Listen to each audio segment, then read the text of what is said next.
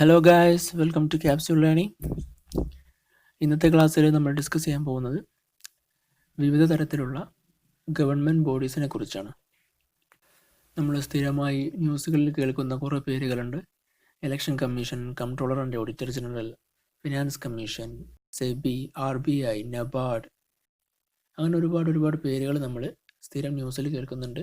ഇവയുടെയൊക്കെ functions എന്താണെന്ന് നമുക്ക് ഏകദേശം അറിയാമായിരിക്കും. ന്യൂസിലൊക്കെ കേൾക്കുമ്പോൾ തന്നെ നമുക്ക് ഏകദേശം, അല്ലെങ്കിൽ ഇതിൻ്റെ പേരുകൾ കേൾക്കുമ്പോൾ തന്നെ നമുക്ക് ഏകദേശം മനസ്സിലാവും ഇവയുടെ ഫങ്ഷൻസ് എന്താണെന്ന്. അത് ഡീറ്റെയിൽ ആയിട്ട് നമുക്ക് മറ്റൊരു ക്ലാസ്സിൽ നോക്കാം. ഇന്ന് നമ്മൾ നോക്കുന്നത് ഇവയുടെ ഡിഫറൻസ് ആണ്. അതായത് ഇതിൻ്റെ ഫോർമേഷൻ്റെ ബേസിൽ ഇതിനെ പല ടൈപ്പിൽ ഡിവൈഡ് ചെയ്തിട്ടുണ്ട്. അതെന്തൊക്കെയാണെന്നാണ് നമ്മൾ ഇന്ന് നോക്കുന്നത്.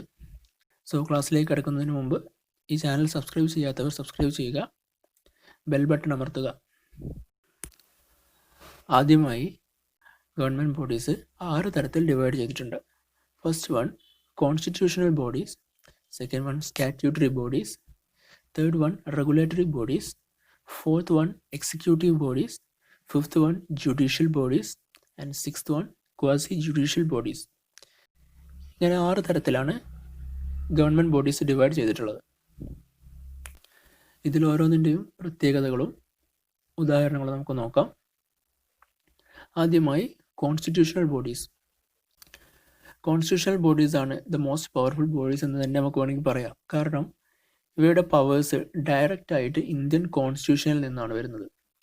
അതായത് ഇന്ത്യൻ കോൺസ്റ്റിറ്റ്യൂഷനിൽ റെഫർ ചെയ്തിട്ടുള്ള ബോഡീസിനെയാണ് നമ്മൾ കോൺസ്റ്റിറ്റ്യൂഷണൽ ബോഡീസ് എന്നറിയപ്പെടുന്നത്. അവർക്ക് അവരുടേതായ ഡെഡിക്കേറ്റഡ് ആർട്ടിക്കിൾസ് ഇന്ത്യൻ കോൺസ്റ്റിറ്റ്യൂഷനിൽ ഉണ്ടായിരിക്കും. അവയുടെ വർക്കിങ്ങിൽ എന്തെങ്കിലും മാറ്റം വരുത്തണമെങ്കിൽ കോൺസ്റ്റിറ്റ്യൂഷണൽ അമെൻമെൻറ്റ് നിർബന്ധമാണ്. നമ്മുടെ ഇന്ത്യൻ പൊളിറ്റിയെ സംബന്ധിച്ചിടത്തോളം കോൺസ്റ്റിറ്റ്യൂഷൻ്റെ ഇമ്പോർട്ടൻസ് എത്രത്തോളം നമുക്കറിയാം, കോൺസ്റ്റിറ്റ്യൂഷൻ്റെ പവർ എത്രത്തോളമാണെന്ന് അറിയാം. അതുകൊണ്ട് തന്നെ കോൺസ്റ്റിറ്റ്യൂഷനിൽ മെൻഷൻ ചെയ്ത ബോഡീസ് എന്നുള്ള നിലക്ക് ഇവയും ഭയങ്കര പവർഫുള്ളാണ്. എക്സാമ്പിൾസ് ഉള്ളത് ഫസ്റ്റ് വൺ ഫിനാൻസ് കമ്മീഷൻ, പിന്നെ UPSC, നമ്മുടെ election commission, comptroller and auditor general, national commission for scheduled caste, scheduled tribes, ഇവയൊക്കെ കോൺസ്റ്റിറ്റ്യൂഷണൽ ബോഡീസിൻ്റെ എക്സാമ്പിൾസ് ആണ്. അടുത്തതായി വരുന്നത് സ്റ്റാറ്റ്യൂട്ടറി ബോഡീസാണ്. സ്റ്റാറ്റ്യൂട്ടറി ബോഡീസിന് ഒരിക്കലും കോൺസ്റ്റിറ്റ്യൂഷനിൽ മെൻഷൻ ചെയ്തിട്ടുണ്ടായിരിക്കില്ല. പക്ഷേ ഇവരുടെ ഫോർമേഷൻ പാർലമെൻറ്റിൻ്റെ ഒരു ആക്ട് വഴിയായിരിക്കും. ഇന്ത്യൻ പാർലമെൻറ്റിൻ്റെ ഒരു ആക്ട് വഴി രൂപീകരിച്ച ബോഡീസാണ് സ്റ്റാറ്റ്യൂട്ടറി ബോഡീസ്.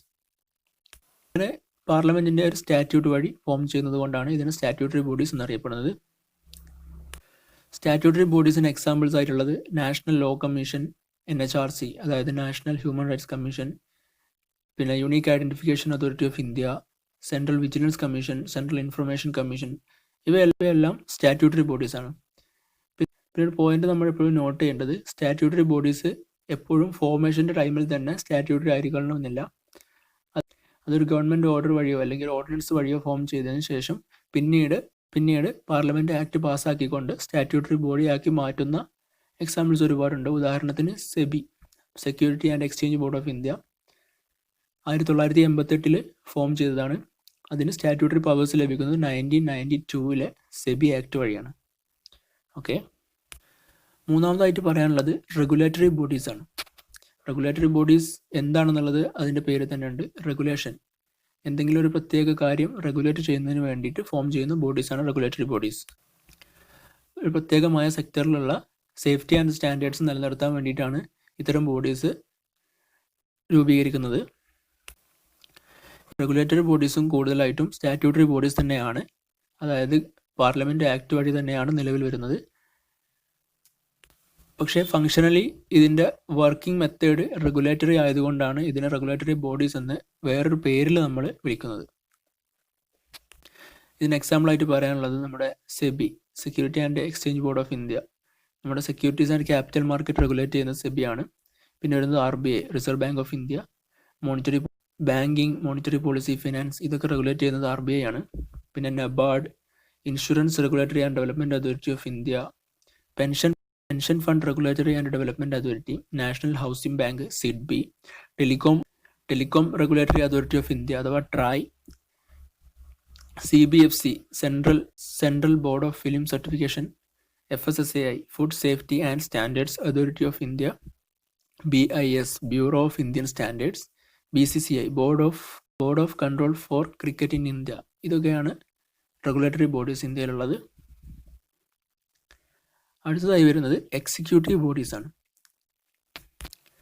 എക്സിക്യൂട്ടീവ് ബോഡീസിൻ്റെ ഒരു പ്രധാനപ്പെട്ട പ്രത്യേകത എന്താണെന്ന് വെച്ചാൽ ഇവ ഒരിക്കലും കോൺസ്റ്റിറ്റ്യൂഷണൽ ബോഡീസോ സ്റ്റാറ്റ്യൂട്ടറി ബോഡീസോ അല്ല.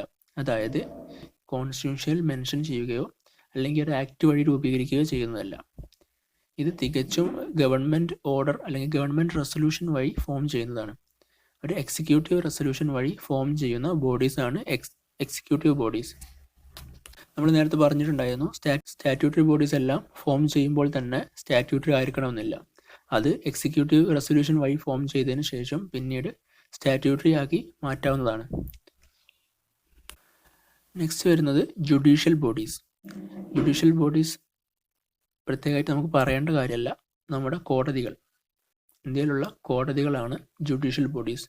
അവരുടെ ചീഫ് ഒബ്ജക്റ്റീവ് എന്ന് പറയുന്നത് ജസ്റ്റിസ് പ്രൊവൈഡ് ചെയ്യുക, ഇന്ത്യൻ നിയമം പ്രകാരമുള്ള ജസ്റ്റിസ് പ്രൊവൈഡ് ചെയ്യുക എന്നുള്ളതാണ് ജുഡീഷ്യൽ ബോഡീസിൻ്റെ ഫങ്ഷൻ. നെക്സ്റ്റ് പറയാനുള്ളത് ക്വാസി ജുഡീഷ്യൽ ബോഡീസിനെ കുറിച്ചാണ്. ക്വാസി ജുഡീഷ്യൽ ബോഡി എന്ന് പറയുന്നത് ചിലപ്പോൾ ഒരു ഇൻഡിവിജ്വൽ ആയിരിക്കാം, അല്ലെങ്കിൽ മറ്റുള്ള ബോഡീസിനൊക്കെ പോലെ ഒരു 5-6 പേരുള്ള ഒരു കമ്മീഷൻ ആയിരിക്കാം, അല്ലെങ്കിൽ ഇതിനൊരു ട്രിബ്യൂണൽ ആയിട്ട് രൂപം ചെയ്യാം. പക്ഷേ ഇതിൻ്റെ വ്യത്യാസം എന്താണെന്ന് വെച്ചാൽ സാധാരണ ലോ കോർട്ടിൻ്റെ പോലെ വൈഡ് ആയിരിക്കില്ല ഇവരുടെ ഫീൽഡ്. ലിമിറ്റഡ് ഫീൽഡ് മാത്രമേ ഇവയ്ക്ക് നൽകുന്നുള്ളൂ. ഒരു പ്രത്യേക കാര്യം ഇൻവെസ്റ്റിഗേറ്റ് ചെയ്യാനും അതിൽ വേണ്ട തീരുമാനങ്ങൾ എടുക്കാനും വേണ്ടി നിയമിക്കുന്നതാണ് ക്വാസി ജുഡീഷ്യൽ ബോഡീസ്. അത് ചിലപ്പോൾ കോടതിയിൽ പെൻഡിങ് ആയി കിടക്കുന്ന എന്തെങ്കിലും മാറ്റർ ഇൻവെസ്റ്റിഗേറ്റ് ചെയ്യാൻ വേണ്ടിയിട്ട് ഫോം ചെയ്യുന്നതാവാം. എന്നാൽ കോടതിയെ പോലെ തന്നെ ആ കാര്യങ്ങളിൽ തീരുമാനമെടുക്കാനും തെറ്റ് കണ്ടെത്തിയാൽ പെനാൾട്ടി നിശ്ചയിക്കാനുമൊക്കെ ക്വാസി ജുഡീഷ്യൽ ബോഡീസിന് പവറുണ്ട്. ക്വാസി ജുഡീഷ്യൽ ബോഡീസ് പലപ്പോഴും പല പേരിലാണ് അറിയപ്പെടുന്നത്. ട്രൈബ്യൂണൽ എന്നറിയപ്പെടാം, കമ്മീഷൻ എന്നറിയപ്പെടാം, ആർബിട്രേറ്റർ, ഓംബുഡ്സ്മാൻ എന്നിങ്ങനെ പല പേരിലാണ് അറിയപ്പെടുന്നത്.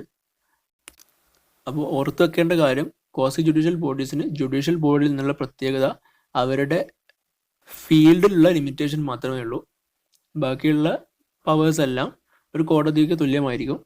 എന്നാൽ ഏത് ജോലിയാണോ അവരെ ഏൽപ്പിച്ചിട്ടുള്ളത് ആ ജോലി മാത്രം ചെയ്യുക എന്നുള്ള ഒരു ലിമിറ്റേഷൻ അവർക്കുണ്ടായിരിക്കും.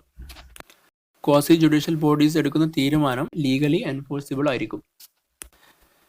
ഇതിന് എക്സാമ്പിൾസ് ആയിട്ട് വരുന്നത് national human rights commission, national consumer disputes redressal commission, competition commission of India, income tax appellate tribunal, banking ombudsman, railway claims tribunal etcetera.